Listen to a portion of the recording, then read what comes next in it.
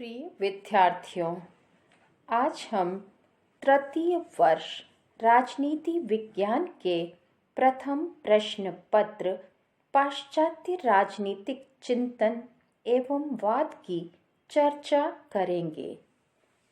आज का हमारा अध्ययन का विषय रहेगा मैकियावेली का परिचय एवं मैकियावेली युग शिशु के रूप में। प्यारे बच्चों, मध्ययुगीन अंधकारपूर्ण अवस्था गुजर जाने पर 15वीं सदी में यूरोप में ज्ञान की नई दिशा प्रदीप्त हो उठी। बौद्धिक पुनर्जागरण ने लोगों में जीवन की एक नई चेतना, स्वतंत्रता व जीवन के नवीन मूल्यों के प्रति अनुराग के भाव जगा दिए। पुनरुत्थान नवीन भावना का वह प्रवाह था जिसने मध्यकालीन व्यवस्था को छिन्न भिन्न कर दिया। ज्ञान और निर्माण के इस उषा काल में आधुनिक राजदर्शन के जनक मैकियावेली का जन्म इटली में पुनर्जागरण आंदोलन के अग्रणी फ्लोरेंस नगर में 1469 में हुआ। उच्च शिक्षा से वंचित रहने के कारण 25 वर्ष की आयु में उसने अपने गणराज्य में एक साधारण लिपिक के रूप में अपना राजनीतिक जीवन प्रारंभ किया, लेकिन अपनी सूझबूझ और शासन संचालन की बारीकियों को समझने की अद्भुत क्षमता के कारण थोड़े से अरसे में ही वह उच्च राजनीतिक पद प्राप्त करने में सफल हो गया। इसी बीच उसकी योग्यता से प्रभावित होकर उसे फ्लोरेंस का राजदूत बनाकर विदेशों में भेजा गया। वह विभिन्न यूरोपियन देशों में 23 बार राजदूत नियुक्त हुआ और इस कार्य में उसे सक्रिय राजनीति का व्यापक एवं व्यावहारिक अनुभव प्राप्त हुआ, किंतु भाग्य ने उसका अधिक साथ नहीं दिया। रेवेना के युद्ध में स्पेन के मुकाबले फ्रांस की हार हुई, जिससे फ्लोरेंस गणराज्य में भारी उथल पुथल हुई। स्पेन समर्थकों ने मैकियावेली व अन्य अधिकारियों को शासकीय पद से हटा दिया और उसे कारागृह में डाल दिया और बाद में इस शर्त पर मुक्त किया कि अब भविष्य में वह सक्रिय राजनीति में भाग नहीं लेगा। जीवन के शेष 15 वर्ष उसने केशियानो गांव में समाज सेवा और लेखन कार्य में व्यतीत किए। निष्कासन काल में मैकियावेली ने जो पुस्तकें लिखी उनमें प्रमुख है द प्रिंस, युद्ध की कला, द आर्ट ऑफ वॉर और फ्लोरेंस का इतिहास, हिस्ट्री ऑफ फ्लोरेंस। अंत में 1527 ईस्वी में नए संगठित इटली का स्वप्न लिए एक साधारण व्यक्ति की भांति मैकियावेली की मृत्यु हो गई।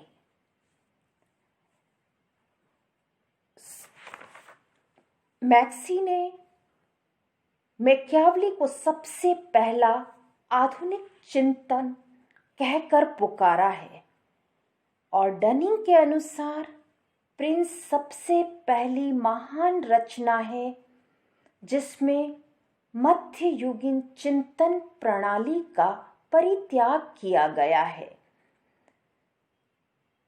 जॉन्स लिखते हैं, मैकियावेली अपने समय का एक उत्कृष्टतम निचोड़ है वस्तुतः मैकियावेली के राजनीतिक चिंतन को आधुनिक युग के प्रथम राजनीतिक होने का गौरव प्राप्त है, क्योंकि उसके विचार मध्ययुगीन परंपराओं से भिन्न हैं। डनिंग मैकियावेली के लिए लिखते हैं कि मैकियावेली अपने युग का शिशु है। Machiavelli was the child of his times. साधारणतया प्रत्येक दार्शनिक एवं विद्वान अपने युग का शिशु होता है, क्योंकि उसके चिंतन पर समकालीन परिस्थितियों, घटनाओं एवं प्रचलित विचारधाराओं का प्रभाव पड़ता ही है। प्लेटो और अरस्तु भी ग्रीक परिस्थितियों, प्रथाओं और संस्थाओं से प्रभावित रहे हैं, परंतु फिर भी राजनीतिक विचारों के इतिहास में मैकियावेली को ही अपने युग के शिशु की संज्ञा दी जाती है। इसका कारण यह है कि मैकियावेली पर अपने समकालीन राजनीतिक, आर्थिक, सामाजिक एवं नैतिक वातावरण की छाप सबसे अधिक सुस्पष्ट रूप से अंकित है। वह अपने युग का एक ऐसा व्यक्ति, पर्यवेक्षक, दार्शनिक या विचारक है जिसने समकालीन परिस्थितियों का सही और यथार्थ पर्यवेक्षण किया, राजनीतिक व सामाजिक दोषों को आंका तथा अपनी रचनाओं में उनके समाधान प्रस्तुत किए। मैकियावेली का युग पुनर्जागरण का युग था और इस कारण उसे पुनर्जागरण का प्रतिनिधि भी कहा जाता है। मैकियावेली अपने युग से जितना प्रभावित हुआ, उतना बहुत ही कम लेखक अपने युग से प्रभावित होते हैं। इसमें कोई संदेह नहीं कि यदि वह भिन्न परिस्थितियों में रहता तो उसके विचार भी भिन्न होते, और यह भी सच है कि यदि मैकियावेली इटली में 15वीं शताब्दी में पैदा न होता तो उसे राजदर्शन के इतिहास में वह स्थान प्राप्त न होता जो उसे आज प्राप्त है। उसकी सभी प्रमुख रचनाएं the Prince, the art of war, discourses आदि समकालीन परिस्थितियों के विश्लेषण से परिपूर्ण है। इसी कारण प्रोफेसर डनिंग का यह कथन अक्षरतः लागू होता है कि यह प्रतिभा संपन्न फ्लोरेंस वासी वास्तविक अर्थों में अपने युग का शिशु था। सेबाइन भी लिखते हैं, इटली को जितना अधिक मैकियावेली जानता था उतना अधिक और कोई नहीं जानता था। मैकियावेली अपने युग की अभिव्यक्ति था। प्यारे बच्चों, ऐसे कई तत्व हैं जिन्होंने मैकियावेली पर सबसे अधिक गहरा प्रभाव डाला, उसके राजनीतिक चिंतन का मार्गदर्शन किया और जिनके प्रभाव से वह अपने युग का शिशु कहलाया। उनमें प्रमुख है पुनर्जागरण आंदोलन। मैकियावेली का जन्म ज्ञान और बुद्धि के पुनरोदय के काल में हुआ था और उसकी रचनाओं में पुनर्जागरण की आत्मा स्पष्ट रूप से झलकती है। मैकियावेली का नगर फ्लोरेंस पुनर्जागरण आंदोलन का प्रमुख केंद्र था। इस आंदोलन के द्वारा दी गई प्रेरणा के फलस्वरूप साहित्य, कला, दर्शन, राजनीति एवं विज्ञान के क्षेत्र में मध्य युग के आदर्शों का अंत हो रहा था और यूनान तथा रोम के प्राचीन आदर्शों में लोगों की आस्था बढ़ रही थी। राजनीतिक क्षेत्र में सामंतवाद का अंत होकर राष्ट्रीय राज्य की स्थापना हो रही थी।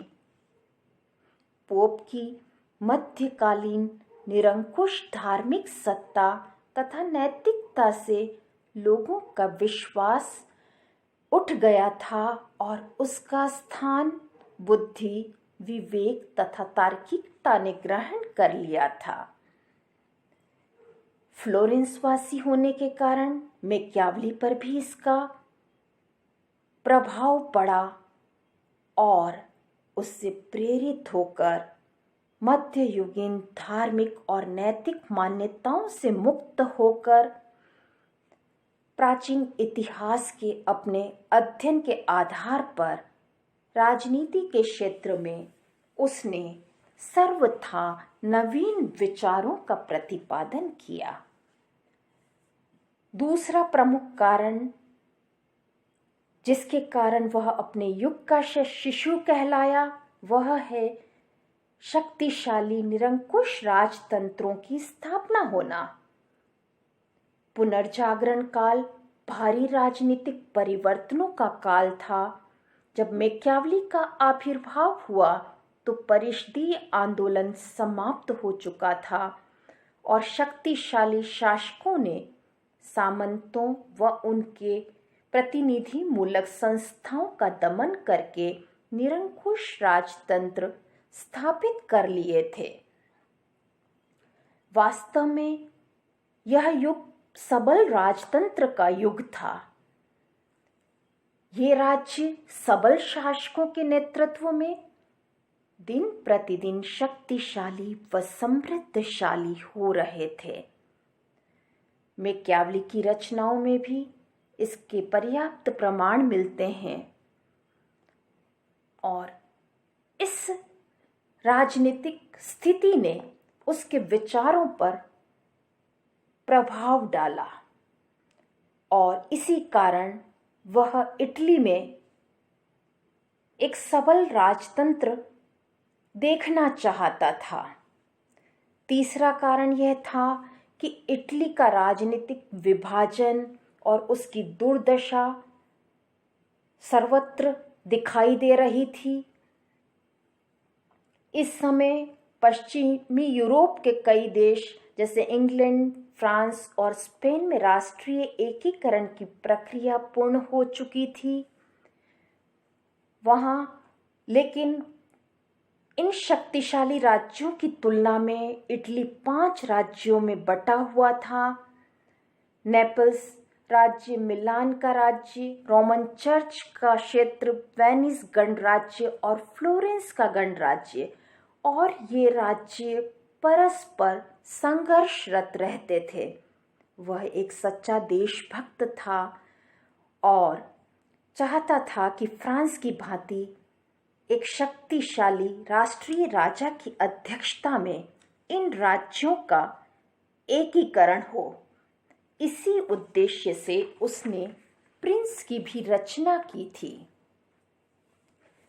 एक अन्य कारण यह था कि इटालियन समाज की दुर्दशा दिखाई दे रही थी।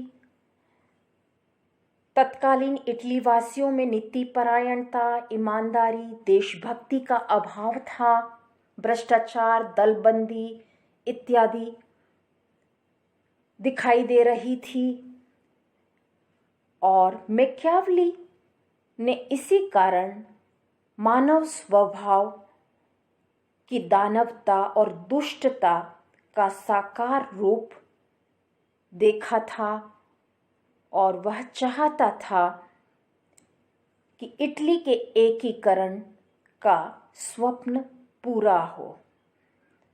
राजाओं ने नैतिक आदर्शों को तिलांजलि दे दी थी और साधारण नागरिक भी नैतिक नियमों का आचरण नहीं करते थे। इन सारी परिस्थितियों और प्रभावों ने मैकियावेली के मानस पर गहरा प्रभाव डाला और मैकियावेली का चिंतन उसके युग में विद्यमान परिस्थितियों से प्रभावित रहा और इसीलिए डनिंग द्वारा उसे युग का शिशु की संज्ञा दी गई।